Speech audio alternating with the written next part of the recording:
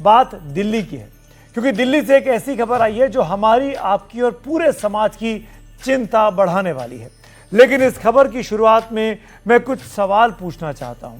ये वो सवाल है जिनका सिर्फ दिल्ली से ही नहीं और देश और समाज दोनों से सीधे तौर पर नाता है। पहले आप सवाल देखिए।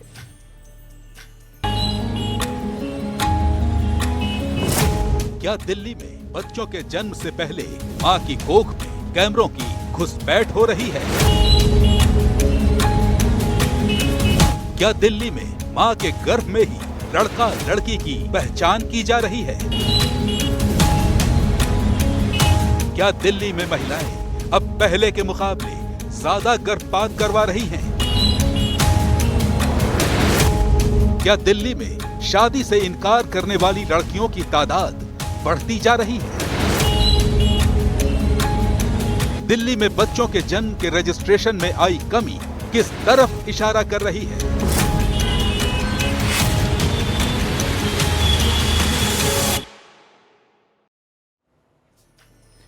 आपने अभी जो सवाल देखे उनके पीछे की वजह ये तख्तियां हैं।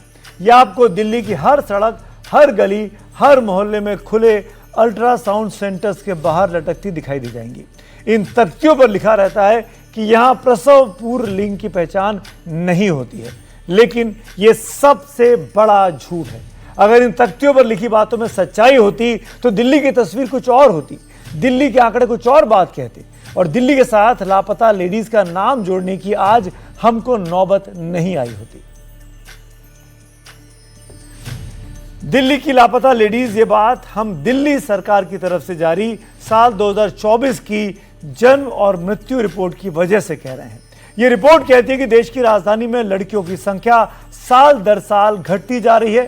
पिछले 5 साल के आंकड़े तो कम से कम यही बात कहते हैं। सवाल है कि इसके पीछे की वजह क्या है।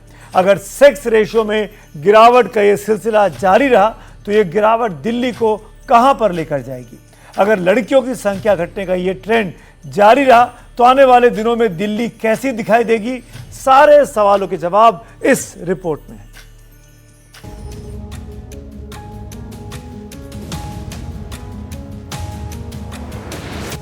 बत्तीस साल की हो चुकी विधानसभा वाली दिल्ली 16 साल से ज्यादा वक्त तक महिला मुख्यमंत्रियों की हुकूमत देख चुकी है। इसके बावजूद दिल्ली के साथ लापता लेडीज वाला वो लेबल चस्पा हो गया है जिसकी पकड़ साल दर साल सख्त होती जा रही है। दिल्ली में लापता लेडीज की चर्चा क्यों हो रही है? दिल्ली की ये लापता लेडीज कौन हैं? और दिल्ली की लेडीज के लापता होने के लिए जिम्मेदार कौन है? इसकी पोल कैसे खुली? इन सारे सवालों के जवाब देंगे, लेकिन पहले दिल्ली की लापता लेडीज के बारे में बता देते हैं। ये लापता लेडीज वो हैं जिन्होंने कभी दुनिया नहीं देखी, सिर्फ आंकड़ों में सिमट गईं। और आंकड़े जारी किए हैं दिल्ली के अर्थशास्त्र और सांख्यिकी निदेशालय और मुख्य रजिस्ट्रार जन्म और मृत्यु के दफ्तर ने। ये आंकड़े बताते हैं कि दिल्ली में लड़कियों की संख्या घटती जा रही है। लड़कियों के सेक्स रेशियो में साल दर साल गिरावट आ रही है। साल 2020 में 1000 पुरुषों के मुकाबले लड़कियों की संख्या 933 थी, यानी 100 महिलाओं पर 107 पुरुष। साल 2022 में 1000 पुरुषों के मुकाबले लड़कियों की संख्या 929 थी, यानी औसतन 100 महिलाओं पर 108 पुरुष। साल 2023 में 1000 पुरुषों के मुकाबले लड़कियों की संख्या 922 थी, यानी औसतन 100 महिलाओं पर 108 पुरुष। साल 2024 में 1000 पुरुषों के मुकाबले लड़कियों की संख्या 920 थी, यानी औसतन 100 महिलाओं पर 109 पुरुष। सवाल यह है कि ये आंकड़े क्या इशारा कर रहे हैं? लड़कियों की इस घटती संख्या के पीछे कौन है?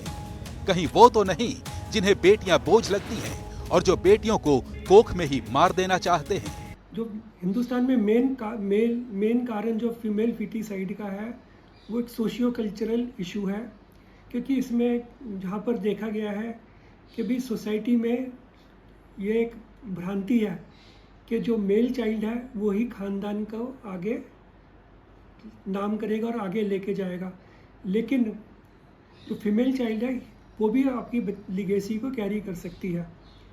और दूसरी बात यह है कि भी जैसे दिल्ली में तो एक PNDT एक्ट बना हुआ है जिसका बड़ी सख्ती से इम्प्लीमेंटेशन होता है, लेकिन जो दिल्ली के एनसीआर में रीजन जो है, जैसे यूपी हो गया, हरियाणा हो गया, राजस्थान, जो बॉर्डरिंग स्टेट्स हैं, तो मेरे को ऐसे लगता है कि जो लोग यहाँ से इन पेरिफेरल स्टेट्स में जाते हैं, वहाँ पर सेक्स सिलेक्शन प्रोसीजर करवाते हैं और फिर वो वापस आ जाते हैं, और इसका ये रिफ्लेक्शन ये होता है कि भाई यहाँ की जो सेक्स वुमेन जो मेल फीमेल की चाइल्ड की जो रेशो है, वो रेशो कम दिखाई देती है। तो क्या कन्या भ्रूण हत्या के तमाम उपाय नाकाफी साबित हुए?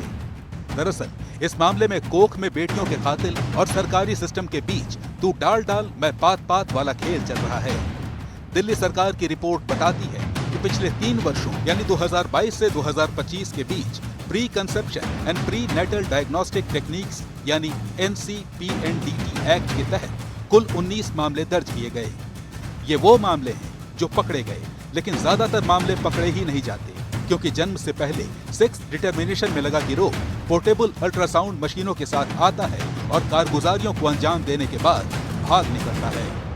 रेडियोलॉजी के थ्रू, अल्ट्रासाउंड के थ्रू सेक्स का पहले पता चल जाता है, और वो लीगल नहीं है, फिर भी किसी तरह से आजकल जो मेडिसिन होता है, मेडिकल एबॉर्शन के लिए किट होता है, वो भी कई जगह इलीगल तरीके से मिल रहा है, डिस्पाइट कि वो बहुत ज्यादा रिस्ट्रिक्शन उसके लिए रूल्स हैं, लेकिन हमारे पास आती है कि मैंने दवा खा लिया है और हमें अभी ऐसे ब्लीडिंग हो रही है, तो कई बार इनकम्प्लीट एबॉर्शन होता है, तो उसमें हम लोग करते हैं। तो वजह यही रही होगी, उनको पहले से पता चल जाता है। यूजुअली हिस्ट्री लोगे तो पता चलेगा उनको पहले से 2 लड़कियां हैं, थर्ड उन्होंने चांस लिया और ऐसे करके मेडिसिन लेकर आई हैं। तो रीजन ये है कि हो रहा है ये बहुत तेजी से, डिस्पाइट कि इसके लिए बहुत कड़े रूल बने हुए हैं डॉक्टर्स के लिए भी और जो लोग ऐसा करवाते हैं उनके लिए भी, तभी ये चीजें हो रही हैं। ये इसको पर्सनल लेवल पे लोगों को समझना पड़ेगा।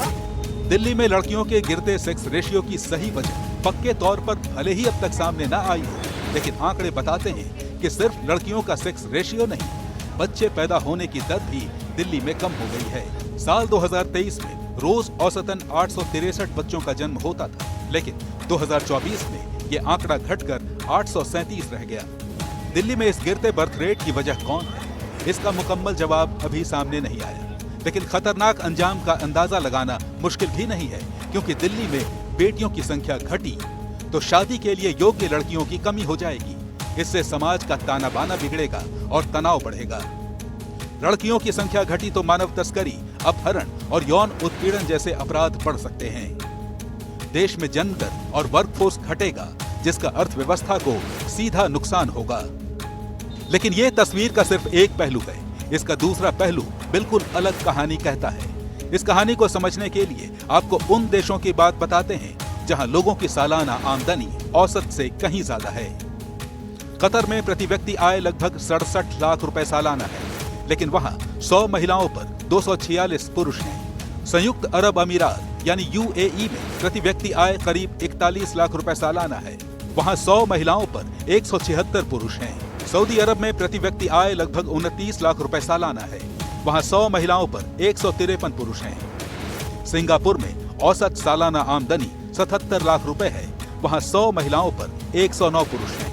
लड़कियों के कम सेक्स रेशियो का किसी देश की अर्थव्यवस्था पर चाहे जो असर हो, समाज पर असर क्या होगा, लड़कियों के घटते लिंग अनुपात का दिल्ली पर असर क्या होगा, ये समझने के लिए हमने एक्सपर्ट से बात की। कि इसके इम्पैक्ट जो होने वाला है, कहीं ना कहीं द इंक्रीज ऑफ वायलेंस, महिला के अगेंस्ट, वायलेंस अगेंस्ट चिल्ड्रेन, ये बहुत ज़्यादा बढ़ने वाला है। एक और बहुत इम्पॉर्टेंट एरिया जो कंसर्न होगा वो है ट्रैफिकिंग, और बढ़ जाएगा। मुझे लगता है कि सिर्फ इंडिया में नहीं, पूरे वर्ल्ड में इसका और बढ़ते हुए हम दिखेंगे इसको।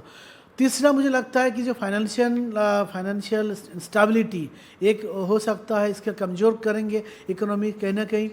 और मुझे लगता है पॉपुलेशन जो डिसबैलेंस है, कहीं ना कहीं ये भी दिखा जाएगा। और एक मुझे बहुत इम्पॉर्टेंट एक और बात मुझे लगता है कि जो एजिंग पॉपुलेशन, ये कहीं ना कहीं बढ़ेंगे, जैसे जापान में हुआ था। एल्डरली पॉपुलेशन इतना बढ़ गया और गवर्नमेंट कुछ नहीं कर पाएंगे। तो मुझे लगता है ये एक एरिया होगा जो गवर्नमेंट के लिए भी कंसर्न होगा। दिल्ली में लड़कियों का सेक्स रेशियो क्यों गिर रहा है, इस सवाल का जवाब जानने के लिए हमने दिल्ली की लड़कियों और महिलाओं से भी बात की।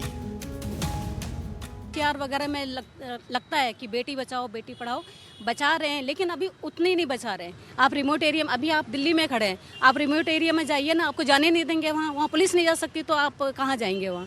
तो आप वहाँ जाएंगे तो छुपी जगह में, छोटी छोटी जगह में जो प्रैक्टिसर नहीं होते, जैसे कहते हैं ना झोला छाप डॉक्टर, वो बैठे हैं, वो एबॉर्शन करवा देते हैं उनका, तो पेट में करा देते हैं। ये अभी भी चल रहा है, तो ये वजह हो सकती है, जो सबसे बड़ी वजह है, मुझे तो यही लगता है। और फिर इसलिए भी है, थोड़ा सा आजकल जो है ना न्यूक्लियर फैमिलीज हो गई हैं, जॉइंट फैमिली का तो है नहीं ट्रेंड, तो एक ही बच्चा करते हैं। तो एक बच्चे में जैसे पहला हो गया, मान लो एक बेटी हो गई, उसके बाद कहते हैं नहीं भी हमें तो इससे ज़्यादा नहीं कराना, या एक बेटा हो गया तो उसके बाद वो स्टॉप ही कर देते हैं कि बस हो गया हमारा वंश चलाने के लिए, तो उसके बाद वो नहीं रखते जा रही। तो ये वजह भी होती है। आजकल ये लगता है कि जो छोटे छोटे बच्चे हैं अपने आप कदम उठा लेते हैं। बहुत लोग होते हैं कि लड़का मांगते हैं, लड़कियां नहीं मांगते हैं, तो दवाई वगैरह खा लेते हैं, तो इस चक्कर से आता है, ये प्रॉब्लम है। आजकल लड़कों का ज़्यादा वो रहता है, लड़कियां अबॉर्शन करवा लेती है, मतलब बहुत से लड़कियां नहीं चाहते हैं, तो इस वजह से अबॉर्शन वगैरह करा लेते हैं, तो इसीलिए लड़कियों का थोड़ा कम हो गया है। अगर पेरेंट्स चाहे तो रख सकते हैं, कि लड़कियां तो कामयाब है आजकल, कर सकते हैं। नहीं, ये तो देखो हम लोगों की सोच का डिपेंड है। बहुत से बोलते हैं कि हमें लड़का ही चाहिए, है ना, लड़कियों के नाम पे वो अच्छा रिस्पॉन्स नहीं देते कि लड़की होगी, और जो महिला को लड़की हो जाती है ना, तो वो घर में भी दुखी रहती है ज़्यादातर कि लड़का नहीं हुआ, लड़की हुई है। तो इसलिए ना हम लोगों का ये समाज जो है ये बहुत गलत चल रहा है, नहीं होना चाहिए ऐसा। बेटा हो या बेटी हो, दोनों को बराबर हक मिलना चाहिए, ये महिला का सम्मान होता है इससे। सही है गलत है वो तो नहीं पता, बट अभी क्योंकि कंसिडरिंग जो ग्लोबलाइजेशन हो रहा है and the busy lifestyle, people don't want to have children also, या फिर they are going for the nuclear family concept. तो रैदर देन सेइंग कि वो शायद डिक्रीज हो रहा है, हो सकता है पहला बच्चा जो भी हो रहा है, they are just happy with it और they just don't want to contribute. Although ये भी हो सकता है कि अभी भी चल रहा है, जो आप बोल रहे हो ना बेटी मारने वाला कम हो गया है, बट हो सकता है इन सम रिमोट एरियाज चल रहा होगा, बट सिर्फ यही कारण ने ये नहीं होगा। अभी फैमिली प्लानिंग बहुत चेंज हो गई है पहले से। दिल्ली में बेटियों की संख्या घटने की वजह चाहे जो हो, लेकिन याद रखिए, इस पर अगर समय रहते रोक न लगी तो समाज के सुकून से लेकर संस्कृति तक सबका सर्वनाश तय है। तो देखा आपने किस तरीके से महिलाओं के साथ दिल्ली में ये ज्यादती हो रही है। लापता लेडीज इसीलिए नाम देना पड़ा कि दिल्ली में बहुत बड़ी संख्या में अबॉर्शंस हो रहे हैं और बेटियों को गर्भ में ही मार दिया जा रहा है।